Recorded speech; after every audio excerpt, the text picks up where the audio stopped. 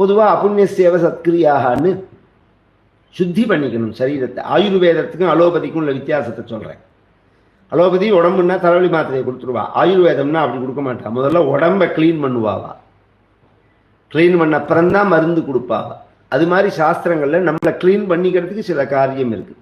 ஸ்நானம், காவேரி ஸ்நானம், சேது ஸ்நானம், பஞ்சகவ்ய பிராசனம், பிராஜாபத்தியம்னு இன்னைக்கு ஒரு கிருச்சிரம் பண்ணி நம்ம தேல அது அதுக்கு தான். அது சுத்திக்காக பண்ணுறது தான். அது இதெல்லாம் பண்ணினா நாம் பண்ணுற காரியங்கள் நமக்கு பலிக்கும். அதையும் தாண்டினா காலம்னு ஒன்று இருக்குது. சிலதெல்லாம் பண்ணிட்டு பேசாமல் வெயிட் பண்ணணும். காலத்தை அபேட்சிச்சு இருக்கணும். இவனுக்கு அதுக்கு பொறுமை இல்லை. ஒரு கட்டத்தில் துக்கம் தாங்க முடியாமல் இவன் வீட்டை விட்டு வெளியேறி ஒரு காட்டில் ஒரு மரத்தடியில் குளத்தங்கரையில் இவன் உட்காண்டிருக்க, அந்த வழியாக வந்த ஒரு முனிவர்கிட்ட தன் கஷ்டத்தை சொல்ல, அவர் ஒரு மாம்பழம் கொடுக்க, இதை சாப்பிட்டா எனக்கு குழந்தை பிறக்குமான்னா, அவசியம் பிறக்கும்னாரு. உன் மனைவியை சாப்பிட சொல்லு, குழந்தை பிறக்கும்னா. எனக்கு குழந்தை பிறக்காதுன்னு தானே எல்லாரும் சொன்னார்னா, அதுவும் உண்மைதான். இன்னும் சொல்ல போனால்,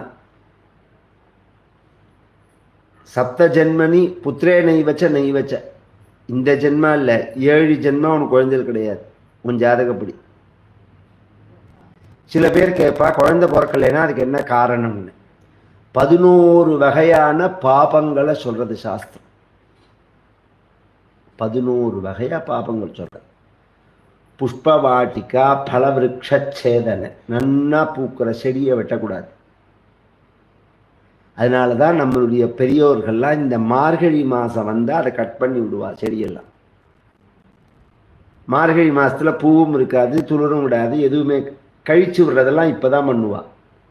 நன்னா பூக்கிற செடியை வெட்டிக்கக்கூடாது, நன்னா காய்க்கிற மரத்தை வெட்டக்கூடாது. தேவதா கோபிராமண தேவதாலய அப்பிரதட்சணீகரண, வேதம் படித்தவாளையோ பசுமாட்டையோ கோவில்களையோ அப்பிரதட்சிணமாக போகக்கூடாது. பிராண்யண்ட பேதனை, இந்த முட்டைகளை உடைக்கக்கூடாது. அது எந்த ஜீவராசியோட முட்டையாக இருந்தாலும் அதை உடைக்கக்கூடாது. உடைக்கவே கூடாதுன்னா அப்புறம் சாப்பிடலாமா சொல்லுங்க, மகாபாபம் அது. அப்புறம் பாலதாடனை பாலதர்ஜனை, இந்த குழந்தைகள் வந்ததுன்னா அந்நிய சுத வித்வேஷனை. நம்மாத்து குழந்தைகளையே ஒரு சின்ன குழந்தை 1.5 வயசு குழந்தை என்ன பண்ணும், இப்படி தவழ்ந்து போய் மேஜை மேலே உள்ள சாமானை எடுத்து, ஒரு நல்ல உயர்ந்த ஒரு ஃபோன் இருக்குன்னு வச்சுக்கோங்களேன், அதை எடுத்து கீழே போட்டுரும் டொப்புன்னு. சில பேரை கவனிச்சேன்னா பின்னாடி படார்னு ஒன்று வைப்பான். அப்படிங்க அதுதான் பாபத்துக்கு மூல காரணம். அதுக்கு என்ன தெரியும்? 1.5 வயசு குழந்தைக்கு அது எதிர்பார்க்கா படார்னு பின்னாடி வச்சோடனே அப்படியே திக்கிச்சு நிற்கிறது பற்றியில, அதெல்லாம் பாப்போம். கோச்சிக்கிறது, எரிஞ்சு விழுறது, அதை கண்டு துவேஷிக்கிறது. இன்னும் சில பேர் என்ன பண்ணுவான், அந்நிய சுத்த வித்வேஷனை. நம்மாத்து குழந்தைய மடியில் வச்சுன்னு கொஞ்சம் அவர் கொஞ்சுவான். புறத்தே யாராவது குழந்தை வந்தால் வெறுப்பை காமிப்பான். போட போ போ. இப்போல்லாம் இப்போ டவுனில் அதெல்லாம் கிடையாது. இந்த கிராமத்துலலாம் எல்லாத்துக்கும் எல்லாரும் போவோமோனோ விளையாடுறதையெல்லாம். சில ஆத்துக்கு போனால் அந்த மாமா விரட்டி விட்டுட்டே இருப்பார், உள்ளே வராதுன்னு. இது மாதிரிலாம் உண்டு. எல்லாமே குழந்தை பிறக்கிறதுக்கு உள்ள. குழந்தைகளுக்கு என்ன தெரியும், இதை நம்ம முதல்ல மனசில் வாங்கிக்கணும். இந்த பேதங்கள்லாம் நமக்கு தானே. சில பேர் பக்கத்து வீட்டுக்காரன்ட்ட சண்டை போடுவோம், உங்கள் வீட்டு செடியோட கிளை எங்கள் வீட்டுக்குள்ளே வர்றதுன்னு. அதுக்கு என்னடா தெரியும், உங்கள் வீடு எங்கள் வீடுங்கிறது அதுக்கு என்னடா தெரியும்? அது வளர்றது அதோட சம்பிரதாயம். அதுக்கு என்ன தெரியும்? அது இந்த மாதிரி பிரித்து வச்சிருக்கிறதெல்லாம் நாம் தானே. இதில் கூட மனசு அவ்வளோ மட்டம். அதுக்காக சொல்ல வரேன், ஜாக்கிரதையாக இருக்கணும். இதெல்லாம் குழந்தை பிறக்காததுக்கு காரணம். கர்ப்பத்வம்சனை, கர்ப்பத்தில் உள்ள குழந்தைகளை இது பண்ணுறது, இது மாதிரி நிறைய காரணங்கள் சொல்லப்பட்டிருக்கு. அதுக்கெல்லாம் என்னென்ன பரிகாரங்கள்லாம் இருக்கு. இப்போ பாருங்க, ஒரு 50-60 வருஷம் முன்னாடி சகஜமாக நான் சொன்ன காரியங்கள்லாம் நடந்ததுனால இப்போ குழந்தை பிறக்கல பாருங்க. தெருவுக்கு தெரு குழந்தை பிறக்கிற ஆஸ்பத்திரி. மீந்தி குழந்தை பிறந்துருமேன்னு பயப்படுவா. 5 குழந்தை 10 குழந்தை 15 குழந்தை அப்படிதான் இருக்கும் ஒருத்தர் ராத்திரி. இன்னைக்கு இருக்கும் தலைவே நிற்கிற பணத்தை செலவிச்சதுனால குழந்தை பிறந்தோம்னா குழந்தை பிறந்தாலும் 1000 ப்ராப்ளங்கள் ஆயுஷ் முழுக்க அதோட மண்ணாடுற மாதிரி. பாபத்தோட ஒரு அடையாளங்கள். எப்போதும் சுத்தியா இருக்கணும் அப்படிங்கிறது தான் விஷயம். அந்த பிராயஷ்சித்த மகான்களை நம்ம அண்டி அவளுடைய கிருபையினால நாம் அந்த பாவங்களை போக்கிண்டு அப்புறம் பிறக்கிற குழந்தை நமக்கு க்ஷேமத்தை கொடுக்கும். ஆனால் இந்த யோகீஸ்வரர் சொன்னார், எடுத்த உடனே மூகம் வாட்டமா இவன் அழுதுண்டு ஜீவ ஹத்தி பண்ணிக்கிறதுக்காக தான் உட்கார்ந்துருந்தாகும். உயிரை விட்டுலாம்னு தான் அவன் வந்தது வீட்டை விட்டு. ஏன் அப்படின்னா குழந்தை பிறக்கலன்னு தான்.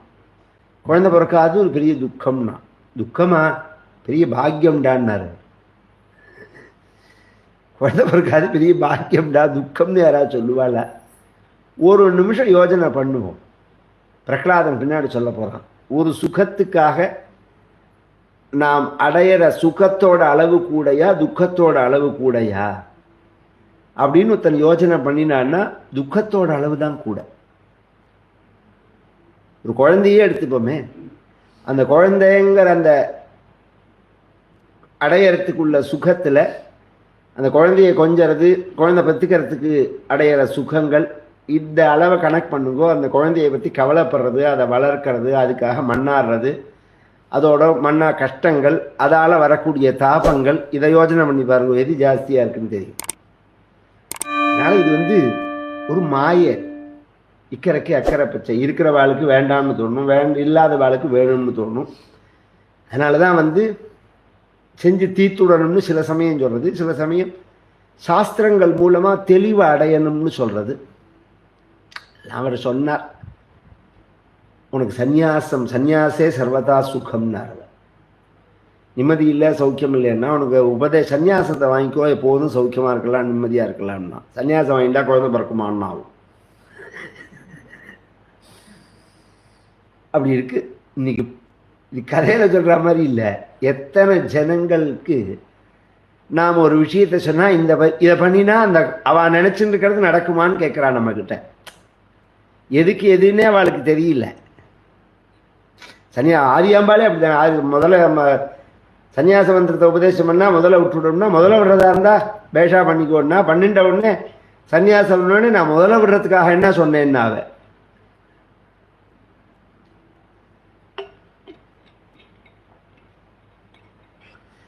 அதுக்குதான் தெளிவு வேணுங்கிறது. நிறைய மகான்கள் மூலமாக பகுபியா ஸ்ரோதவியம் பகுதா ஸ்ரோதவியம்னு சாஸ்திரம் சொல்கிறது. பல பேர்கிட்டேருந்து கேட்கணும், பல விஷயங்களை கேட்கணும். அறிவு தான் உயர்வு. சுத்தமே கோபாயா, செல்வத்துள் செல்வம் செவி செல்வம். நிறைய கேட்கணும். குப்பையை கேட்குறோம், குப்பையை படிக்கிறோம் நாம. அதுதான் இந்த பிரச்சனை. குப்பையான விஷயங்கள் கேட்கப்படுறது, குப்பை மாதிரி உள்ள விஷயங்கள், தேவையில்லாத டஸ்ட்பின் மாதிரி பண்ணிக்கிறோம் நம்மளை. அபூர்வமாக பூஜாலை மாதிரி பண்ண வேண்டாமோ மனசை. நிறையா விஷயங்களை கொண்டு மனசில் வச்சு, நல்ல விஷயங்களை மனசில் வச்சுண்டு அப்படின்னா வச்சுக்கணும்.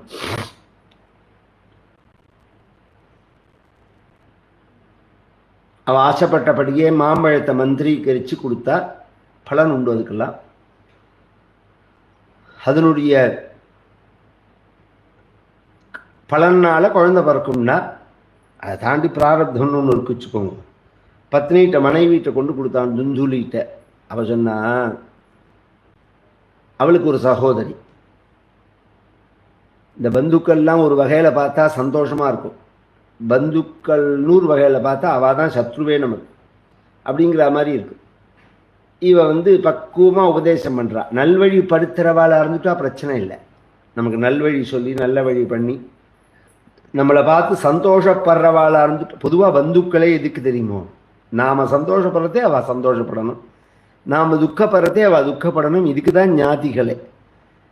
அப்படி இல்லாதவா வேண்டவே வேண்டாம். அப்படி தான் யோஜனை. அப்படி இருந்தால் தான் அவள் பந்துக்களே தவிர நாம் சந்தோஷப்படுறதே அவள் துக்கப்படுறது, நாம் துக்கப்படுறதே அவள் சந்தோஷப்படுறதுன்னா அப்புறம் என்னத்துக்கு அவள் நமக்கு? இப்படி தான் இருக்குது உலகம் இன்னைக்கு. ஆனால் அந்த காலத்துலலாம் அப்படி இல்லை. பின்னாடி எப்படி இருந்தாலும் ஒரு கஷ்டம்னா ஓடி வந்து அப்படி குவிஞ்சிருவா. சும்மா வெளியில் நின்று வேடிக்கை பார்க்க மாட்டான். நான் எனக்கு தெரிஞ்சே பார்த்துருக்கேன். கல்யாணம் காலத்திலெல்லாம் பரமாறுவா. பரமாறி காரியங்கள்லாம் செஞ்சு கௌரவமே பார்க்க மாட்டேன். அத்தனை விஷயங்கள் செய்வோம். சாதாரண ஒரு வேஷ்டி புடவை தான் நம்ம வாங்கி கொடுப்போம். அதுக்கு மாமா, எங்கள் மாமா என் தங்க கல்யாணத்துக்கெல்லாம் வாழை இலை கட்டெல்லாம் சுமந்துன்னு வந்தார் திருவையாறுலேருந்து. திருவையாறில் இருந்தார் அவர். எங்கள் அப்பா சொன்னா, கிட்டா வாழை இலை வாழைக்காயெல்லாம் கவலைப்படாதீங்க மாப்பிள்ளை, நான் எல்லாத்தையும் கொண்டு வந்துடுறேன்னு சொல்லி பஸ்ஸில் போட்டோம். இன்றைக்கி செஞ்சிட முடியுமா? பிள்ளைய தூக்கி இந்த சாமானை தூக்கி அண்ணன்ட போயிடான்னா என்னன்னு நினச்சேங்களாம்.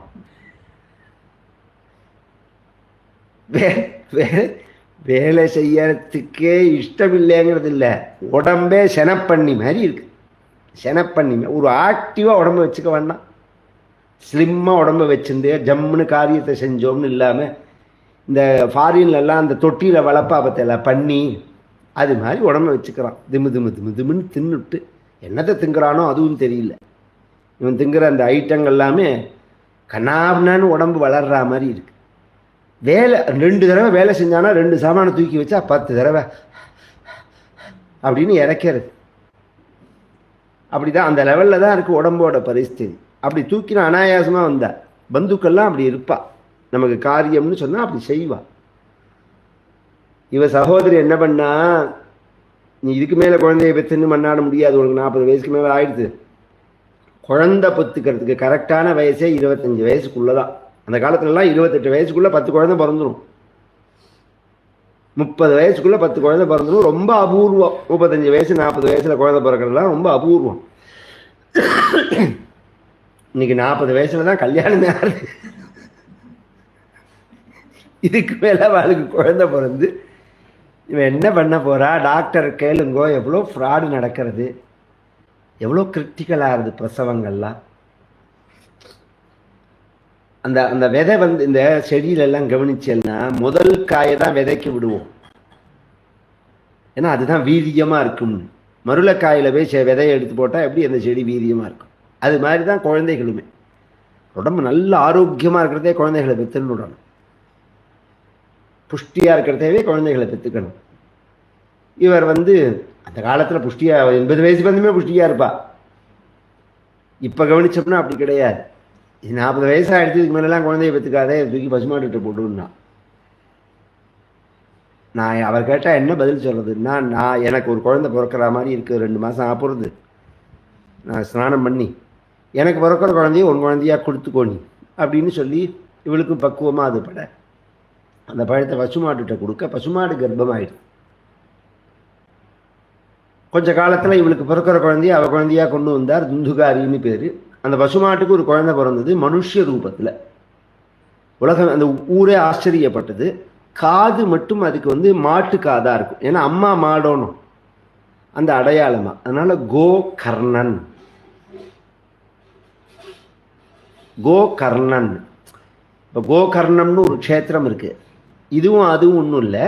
அங்கே கால் வந்து அந்த பரமேஸ்வரன் இருக்கிற இடம் வந்து பசுமாட்டு காது மாதிரி இருக்கும். அந்த இடத்துல உள்ள தடவி பார்த்தோம்னா உள்ளுக்குள்ள. அதனால அந்த பெயர். இது வந்து இந்த கோகர்ணனுக்கு முன்னாடியே உள்ள க்ஷேத்திரம் அது. ஏன்னா பலராம சுவாமி தீர்த்த யாத்திரையும் போது அவர் கோகர்ணாக்கியம் சிவக்ஷேத்திரம் சாநித்தியம் நித்தியதாகரேன்னு இதே பாகவதத்தில் பின்னாடி தசமஸ்கந்தத்தில் வருது. பின்னாடி உத்தரார்த்தத்தில் பலராம சுவாமி தீர்த்த யாத்திரை பண்ணும்போது கோகர்ணம் போனார்னு இருக்கு. அப்படிங்கிறதுனால இந்த பாகவதம் இந்த கோகர்ணன் சரித்திரம்ங்கிறது பரீட்சித்தோட காலத்துக்கு அப்புறம் 100 வருஷம் கழித்து நடக்கிற கதை இது. மகாத்மியத்திலேயே அதை சொல்கிறா. இந்த குழந்தைகள் பிறந்தவுடனே இது எப்படி பிறந்ததுன்னா மாங்கொட்டையை கொடுத்தேன்னா. இந்த பொய் சொல்லி பழகியாச்சுன்னா அப்புறம் சரளமாக வரும் பொய். முதல்ல பொய் சொல்கிறதே தான் தயக்கமாக இருக்கும். திக்குவான், திணறுவான், எல்லாம் பண்ணுவான். அப்புறம் கொஞ்சம் பழகி எடுத்துன்னு வச்சுக்கோங்க, சரளமாக சொல்லுவாள். நமக்கே இது பொய்யா உண்மையானே கண்டுபிடிக்க முடியாது, அப்படி இருக்கும். அது வழகி போனதுனால அவள் வந்து மாங்குட்டையை கொடுத்தேன்னா அதனால் பிறந்ததுன்னா, தோலை போட்டேன்னா எத்தையோ சொன்னா. குழந்தை பிறந்தது. ரெண்டுக்கும் ஜாதகர்மா பண்ணி, நாமகரணம் பண்ணி, அன்னப்பிராசனம் பண்ணி, சௌலம் பண்ணி, பிராமண சம்பிரதாயத்தில் உபநயனம் பண்ணி, வேதாத்தியனம் பண்ணி வச்சா இதெல்லாம் சத்துவகுண விருத்திக்காக பண்ணுறது. என்ன இருந்தாலும் பொதுவாக சங்கத்தினால நமக்கு குணம் விருத்தியாகிறதுனாலும் அடிப்படை ஒன்று இருக்குது. நீங்கள் உழுது பூமியை உழுது விதையை போட்டால் முளைக்கும்னாலும் பூமியில் தான் முளைக்கும், பாறையில் முளைக்குமா? பாறையை பிடிச்சி என்ன உழுதாலும் பாறை பாறை தான். அதில் ஒரு விதையும் போட்டால் முளைக்க வச்சிடலாம் முடியாது. அது மாதிரி சில ஜீவனோட சம்ஸ்காரம் இருக்கும். நீங்கள் என்ன பண்ணாலும் உடனே அதை சரி பண்ண முடியாதுன்னு வச்சுக்கோங்களேன். இங்க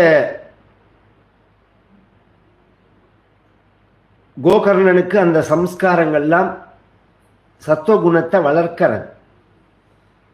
துந்துகாரிக்கு அதெல்லாம் எடுபடலை, உள்ளேயே போகல. சில பேருக்கு மருந்து கொடுத்தா மருந்தோட வாந்தியை பண்ணிடுவான், அந்த மருந்தே உள்ள போகாது. அது மாதிரி சிலதெல்லாம் உள்ள போகவே போகாது. கொஞ்ச நாள்ல அவனுடைய ஒரு பிஹேவிங் ரொம்ப மட்டமா இருக்க ரொம்ப வருத்தப்பட்டு இவர் கிளம்பி வீட்டை விட்டு போயிட்டார். இந்த ஆத்மதேவன்கிற பிராமணன் போறதே சொல்லணும்னு போனார். உலகத்திலேயே எவன் பாக்கியசாலின்னா குழந்தையை வெத்துக்காதவன்.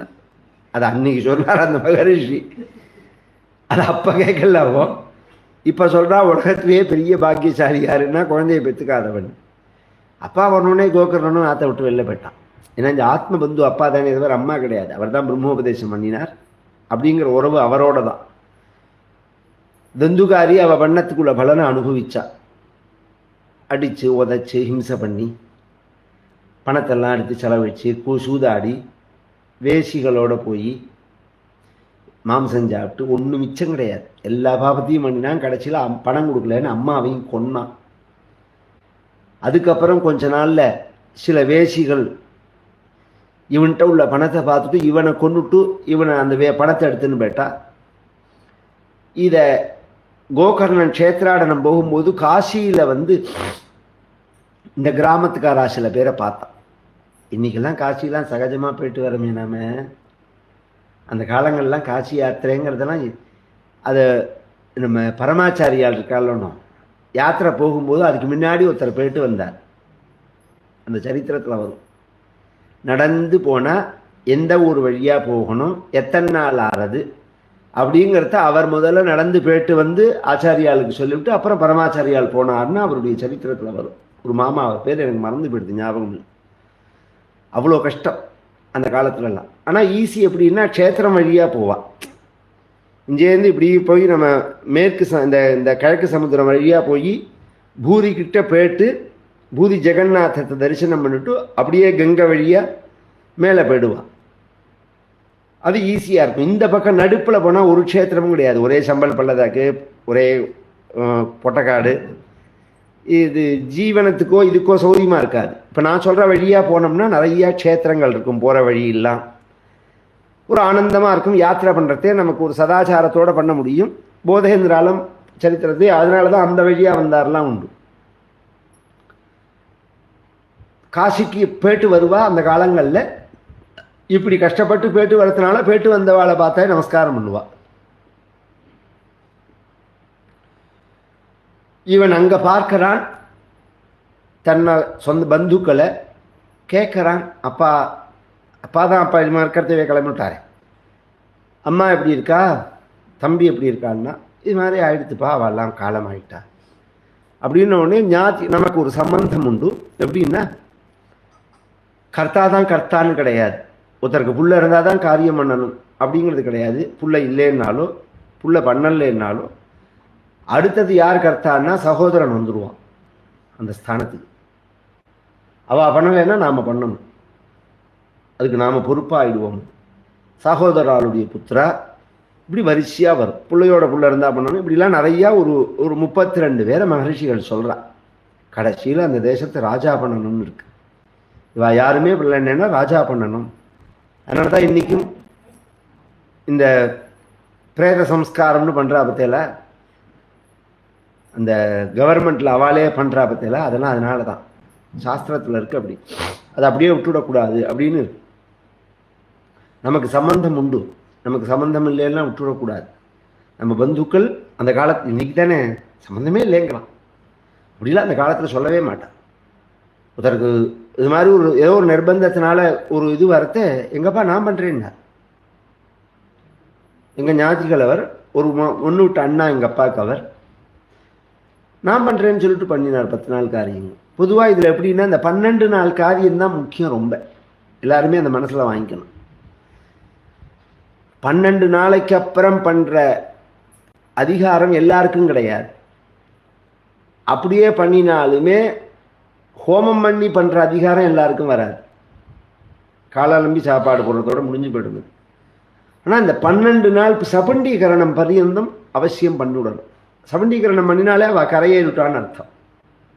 அப்புறம் பண்ணுறதெல்லாம் நமக்காக பண்ணிக்கிறது தான் விஷயங்கள்லாம், சிரார்த்தங்கள்லாம். உதாரணமே ஒருத்தருக்கு கர்மா எல்லாம் பண்ணி 2 வருஷத்தில் அந்த கர்மா பண்ணவரும் போயிட்டார்னா அப்புறம் என்ன அவர் பட்டி கிடப்பார்னு அர்த்தமா? அப்படி கிடையாது. அந்த கர்மா சபண்டீகரணம் பண்ணாமல் போனாதான் பிரச்சனை. இந்த 12 நாள் காரியம் கரெக்டாக பண்ணிவிடணும் யாராக இருந்தாலும். இதெல்லாம் சிலதுலெல்லாம் நிறைய தோஷம் வரும். சங்கல்பத்தில் கவனிச்ச எல்லாம் தெரியும்.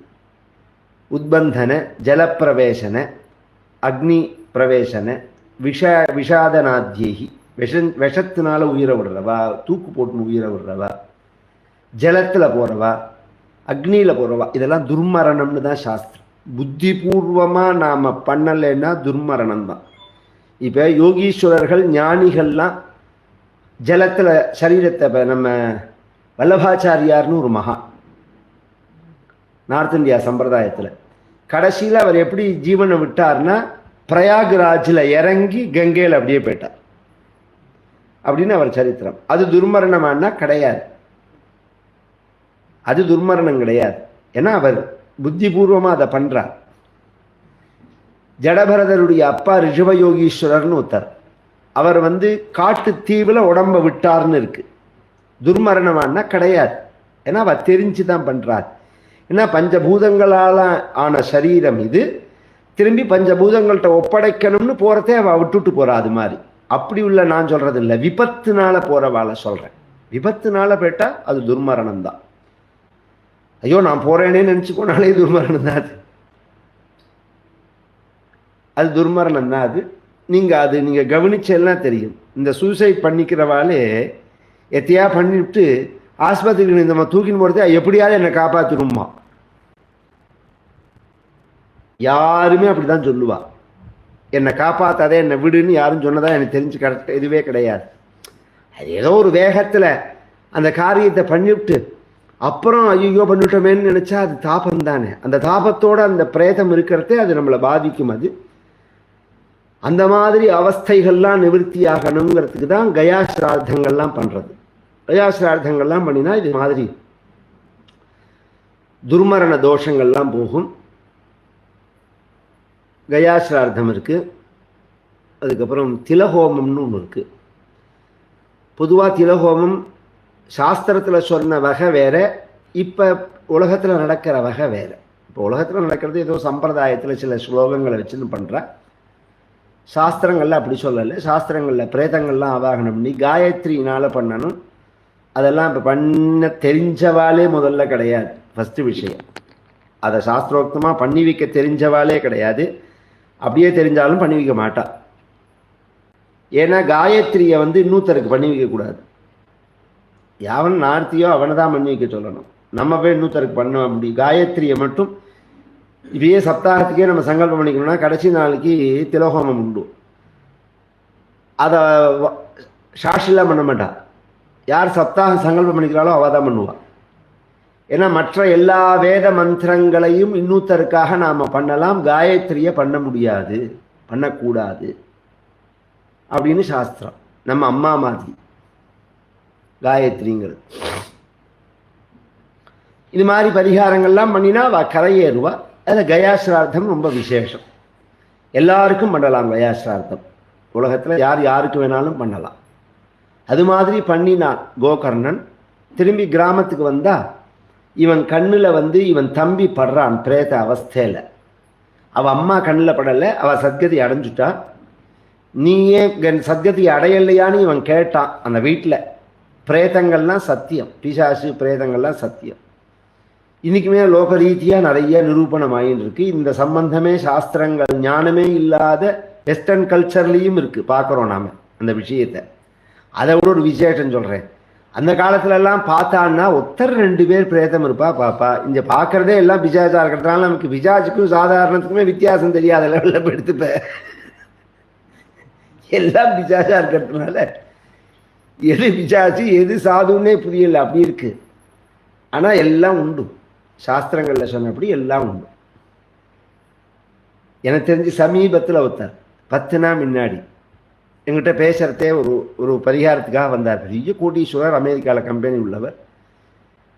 அவர் சொல்கிறார், நான் எங்கே போய் தங்கினாலும் அங்கே இறந்தவா நடமாடுறது என் கண்ணில் தெரியறது சுவாமிங்கிறவர்.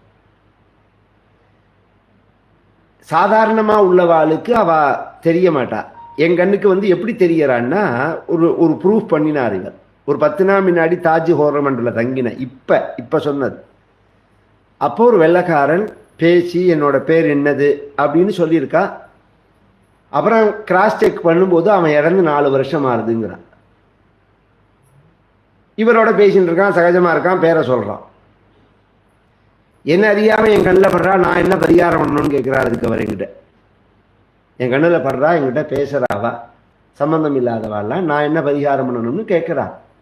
இதெல்லாம் ரொம்ப அபூர்வமான விஷயம். இதெல்லாம் சயின்ஸ் ப்ரூவ் பண்ணுறதுக்கு ரொம்ப நாள் ஆகும். அது நம்ம சாஸ்திரங்கள்லாம் அதை பிரேத்தம்னு சொல்கிறது. மனிதர்கள் அப்படிங்கிறது கண்ணுக்கு தெரிகிற நாமெல்லாம். பித்திருக்கள் அப்படின்னா முக்தி அடைஞ்சவா.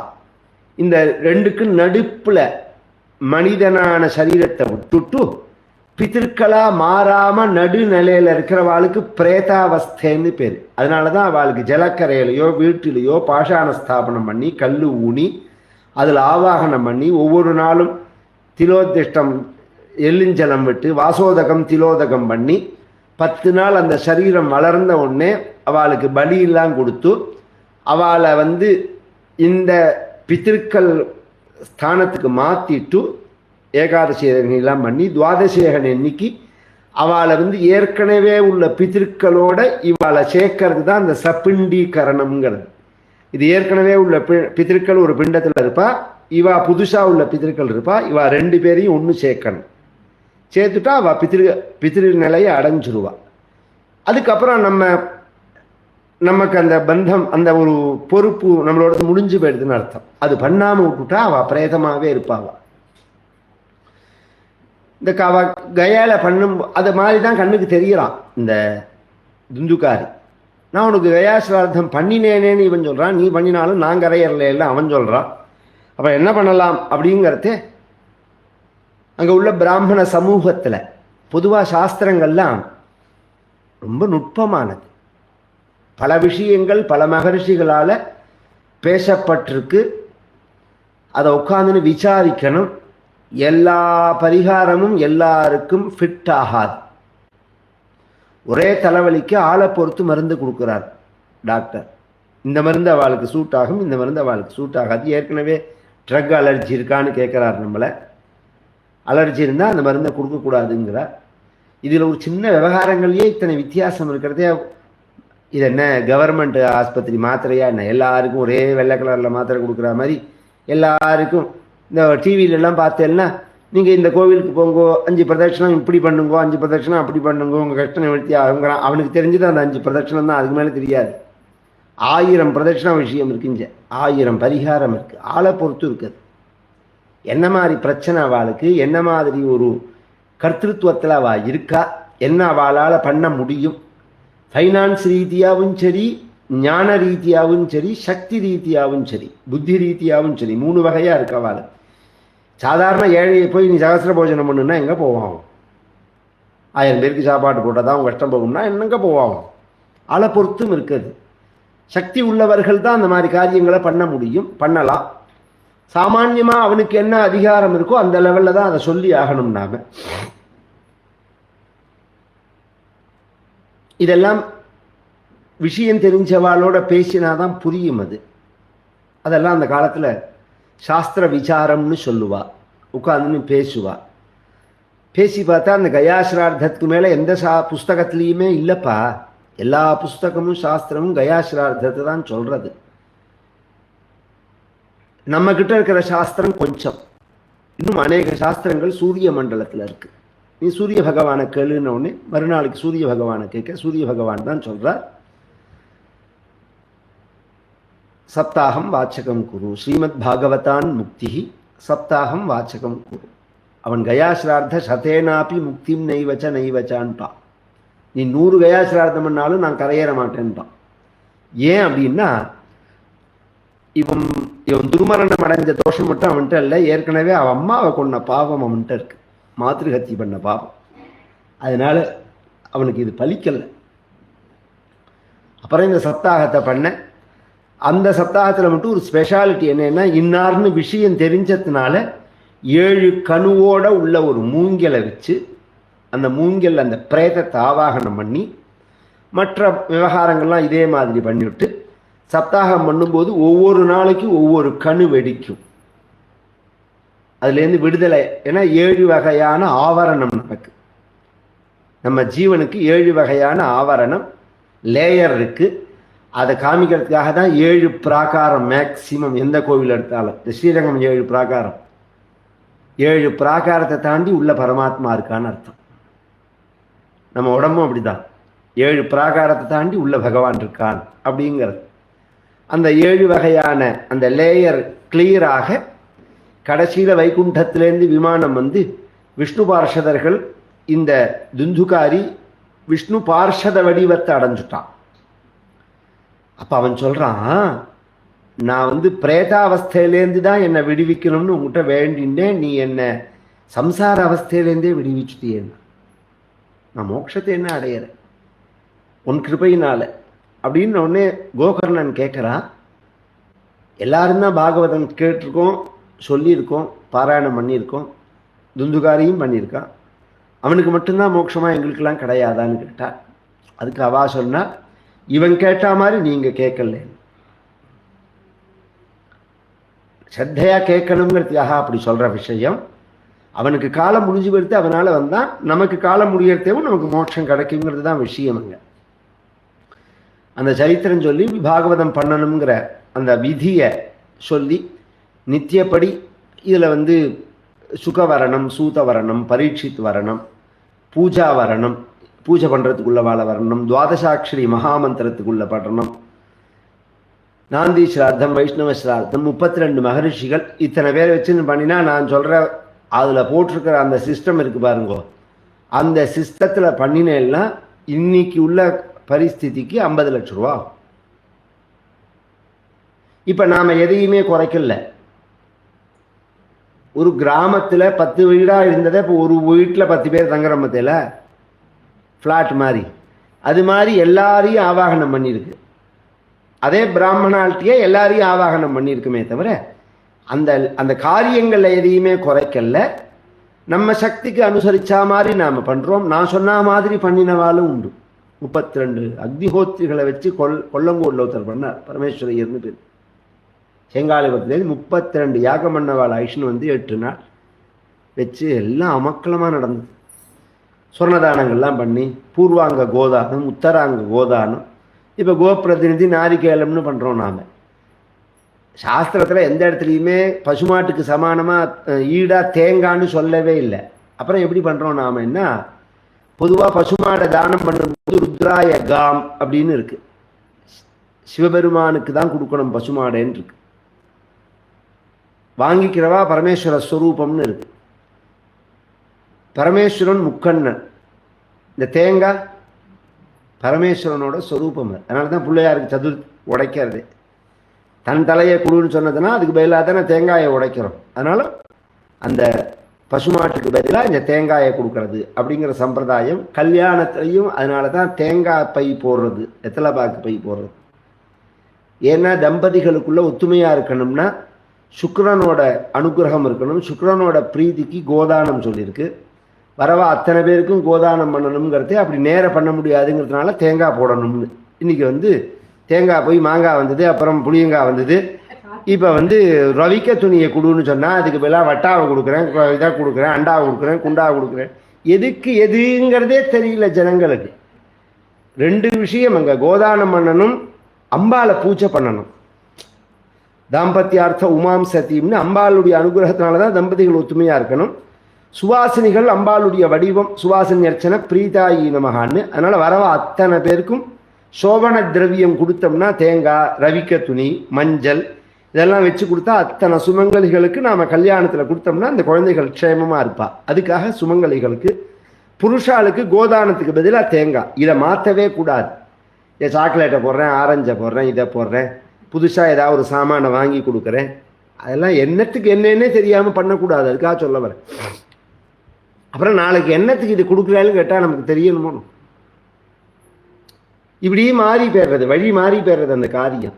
அப்புறம் அதோட சொரூபமே அழிஞ்சு போயிடுறது. அதான் பிரச்சனையே.